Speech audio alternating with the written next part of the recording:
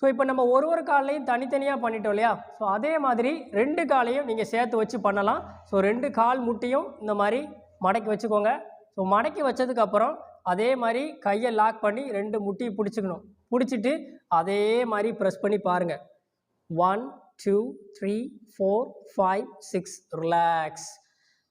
இப்போ ஒரு காலில் நம்ம எப்படி நெத்தியை வச்சு முட்டியை தொட்டோமோ அதே மாதிரி என்ன செய்யணும்னா இந்த 2 காலையும் நல்லா ப்ரெஸ் பண்ணி வச்சுட்டு மெதுவாக தலையை தூக்கி முட்டியை டச் பண்ணி பாருங்கள். 1 2 3 4 5 6 ரிலாக்ஸ். நல்லா மூச்சு இழுக்கணும். திரும்ப இன்னொரு தடவை அதே மாதிரி 1 2 3 4 5 6 ரிலாக்ஸ். நல்லா மூச்சு இழுத்து விடுங்க. நீங்கள் இந்த மாதிரி ஒரு 5 தடவையிலேருந்து 10 தடவை வரைக்கும் செஞ்சு பார்க்கலாம். ஸோ ஒரே நாளில் ரொம்ப ஃபோர்ஸ் பண்ணி செய்ய வேண்டாம். ரெகுலராக செய்யும்போது கொஞ்சம் கொஞ்சமாக பயிற்சி பண்ணி பாருங்கள்.